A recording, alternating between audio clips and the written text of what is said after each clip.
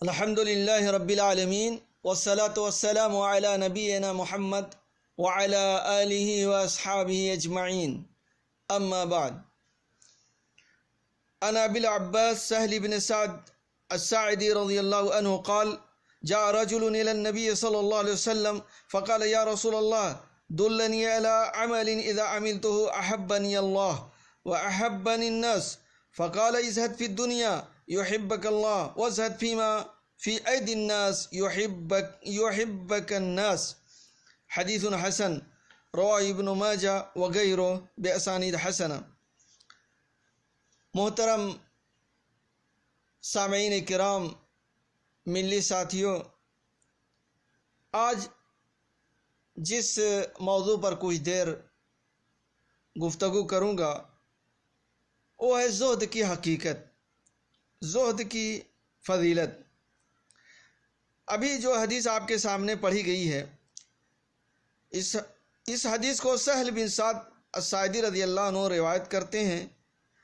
کہتے ہیں کہ ایک شخص نبی صلی اللہ علیہ وسلم کی خدمت میں آیا اور اس نے کہا: اللہ کے رسول، مجھے کوئی ایسا عمل بتلائیے جب اسے بجا لاؤں تو اللہ تعالیٰ اور تمام لوگ مجھ سے محبت کریں. آپ نے فرمایا: دنیا سے بے رغبت ہو جاؤ، اللہ تعالیٰ تم سے محبت فرمائے گا، اور لوگوں کے پاس جو کچھ ہے اس سے بے رغبت ہو جاؤ، بے نیاز ہو جاؤ، تو لوگ تم سے محبت کریں گے. محترم بھائیوں، ملی ساتھیوں، یہ حدیث بڑی اہم حدیث ہے، اور اس حدیث میں اللہ کے نبی صلی اللہ علیہ وسلم نے زہد کی حقیقت، زہد کی فضیلت بیان فرمائی ہے. ایک شخص نبی صلی اللہ علیہ وسلم کے پاس آتا ہے اور سوال کرتا ہے کہ اے اللہ کے رسول، مجھے ایسا عمل بتا دیجئے جس کو میں کروں تو اللہ تعالیٰ بھی مجھ سے محبت کرے اور دنیا کے لوگ بھی مجھ سے محبت کریں. تو اللہ کے نبی صلی اللہ علیہ وسلم نے کیا فرمایا کہ دنیا کے معاملے میں بے رغبت ہو جاؤ، زاہد بن جاؤ. اور زہد کہتے ہیں ترک ما لا ینفع فی الآخرہ.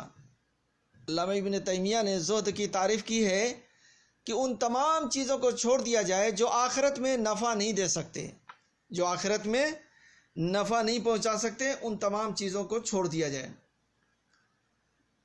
اور اللہ کے نبی صلی اللہ علیہ وسلم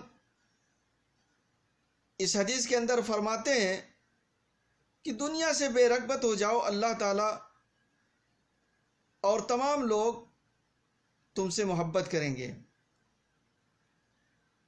اللہ تعالیٰ تم سے محبت کرے گا، اور لوگوں کے ہاتھوں میں جو کچھ ہے اس سے تم بے رغبت ہو جاؤ تو لوگ بھی تم سے محبت کرنے لگیں گے. یعنی دو چیزوں کی طرف آپ نے رہنمائی فرمائی.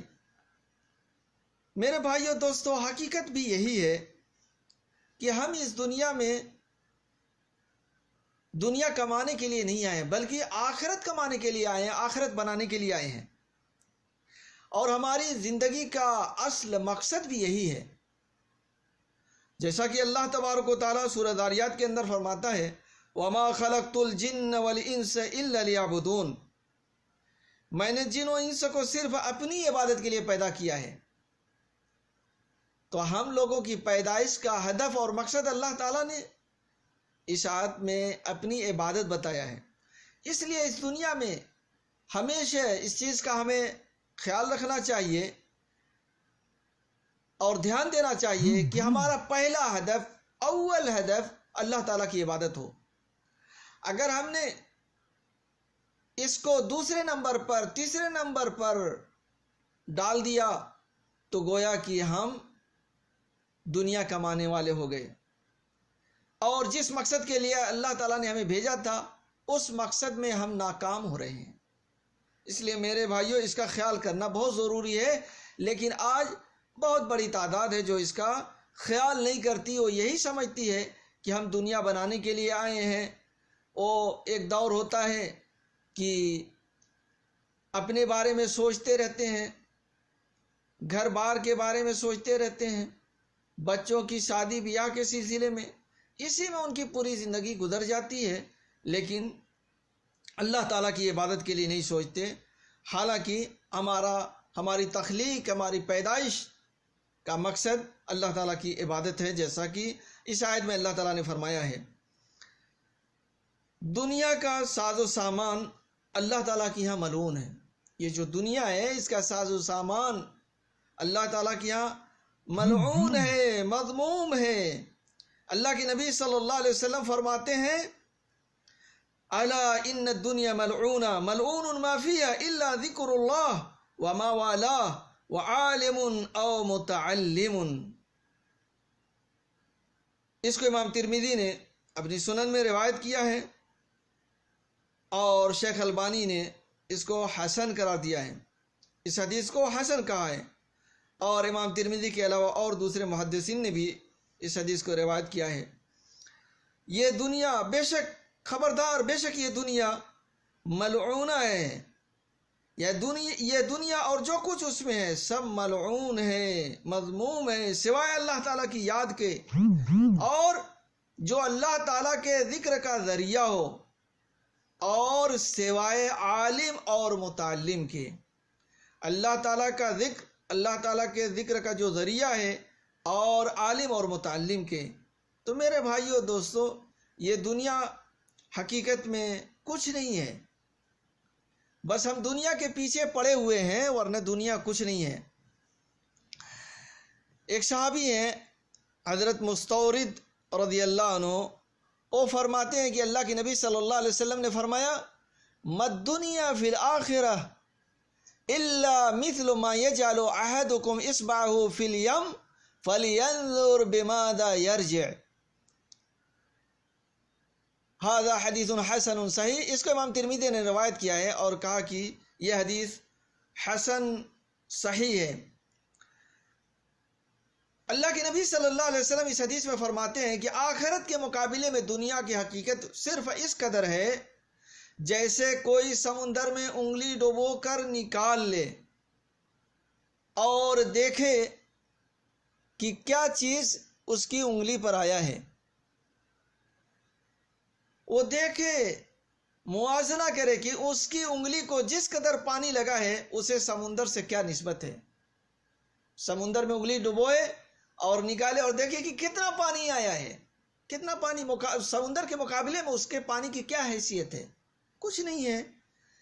تو یہ دنیا آخرت کے مقابلے میں اس طرح سے ہے، لیکن ہم اور آپ دنیا کے پیچھے کس طریقے سے دوڑ رہے ہیں، یہ کسی سے ڈھکی اور چھپی ہوئی بات نہیں ہے۔ حضرت سہل بن سعد رضی اللہ عنہ بیان کرتے ہیں کہ اللہ کے نبی صلی اللہ علیہ وسلم نے فرمایا، لو كانت الدنيا تعدل عند الله جناح بعوضة ما سقى كافرا منها شربة ماء۔ اس روایت کو بھی امام ترمذی اور ابن ماجہ وغیرہ نے روایت کیا ہے اور شیخ البانی نے اس کو صحیح قرار دیا ہے۔ اگر اس دنیا کی حیثیت اللہ تعالیٰ کے نزدیک مچھر کے پر کے برابر بھی ہوتی تو اللہ تبارک و تعالیٰ کسی کافر کو پانی کا ایک گھونٹ بھی نہ پلاتا، ایک گھونٹ بھی نہیں دیتا۔ صحیح کہا اللہ تبارک و تعالیٰ نے، وَمَا هَذِهِ الْحَيَاةُ الدُّنْيَا إِلَّا لَهْوٌ وَلَعِبٌ وَإِنَّ الدَّارَ الْآخِرَةَ لَهِيَ الْحَيَوَانُ۔ سورۃ العنکبوت۔ دنیا کی زندگی تو محض کھیل کود ہے اور آخرت کی زندگی ہمیشہ کی ہے۔ دنیا کی زندگی محض کھیل کود ہے اور آخرت کی زندگی ہمیشہ کی ہے۔ اس لیے میرے بھائیو دوستو، ہمیں آخرت کے لیے فکر کرنا چاہیے، آخرت کے لیے محنت کرنا چاہیے۔ صحیح بخاری کے اندر اللہ کے نبی صلی اللہ علیہ وسلم فرماتے ہیں، تعیش عبد الدینار والدرہم، درہم و دینار کا بندہ تباہ ہو گیا۔ درہم و دینار کی طرف جانے والا بندہ صرف درہم و دینار کے پیچھے پڑتا ہے، ایسا آدمی تباہ و برباد ہو گیا۔ میرے بھائیو دوستو، آج کتنے لوگ اس کی طرف پڑے ہوئے ہیں، آپ دیکھیں گے اور دیکھتے ہوں گے، آپ کے سماج اور معاشرے میں نظر آئیں گے لوگ۔ اس لیے میرے بھائیو دوستو، ہمیں ان احادیث سے عبرت اور نصیحت پکڑنا چاہیے۔ عبداللہ بن عمر رضی اللہ عنہما فرماتے ہیں کہ اخذ رسول اللہ صلی اللہ علیہ وسلم بمنکبی فقال کن فی الدنیا کأنک غریب او عابر السبیل وكان ابن عمر يقول اذا امسيت فلا تنتظر الصباح واذا اصبحت فلا تنتظر المساء وخذ من صحتك لسقمك ومن حياتك لموتك اخرجہ البخاری. اس کو امام بخاری نے روایت کیا ہے. عبداللہ ابن عمر رضی اللہ عنہ بیان کرتے ہیں کہ اللہ کے نبی صلی اللہ علیہ وسلم نے میرا کندھا میرا شانہ پکڑ کر فرمایا دنیا میں اس طرح ہو جاؤ جیسے مسافر یا راستہ چلنے والا. حضرت عبداللہ ابن عمر رضی اللہ عنہما فرمایا کرتے تھے شام ہو جائے تو صبح کے منتظر نہ رہو اور صبح ہو جائے تو شام کے منتظر نہ رہو. اپنی صحت کو مرض سے پہلے غنیمت جانو اور زندگی کو موت سے پہلے. میرے بھائیو دوستو، اس طریقے سے زندگی کہاں لوگ گزار رہے ہیں، جبکہ ہمیں ایسی زندگی گزارنا چاہیے اور دنیا کے بھاگ دوڑ میں، دنیا کمانے کی بھاگ دوڑ میں نہیں پڑنا چاہیے. دنیا چند روزہ ہے، زندگی ہماری چند دن کی ہے اور پھر ہم اور آپ اس دنیا سے چلے جائیں گے. جو کچھ ہم اس دنیا میں کریں گے اسی کے حساب سے ہم کو بدلہ ملے گا قیامت کے دن. اس لیے ہمیں اپنی آخرت بنانے کی فکر ہونی چاہیے اور اس کے لیے جد و جہد اور محنت ہونا چاہیے.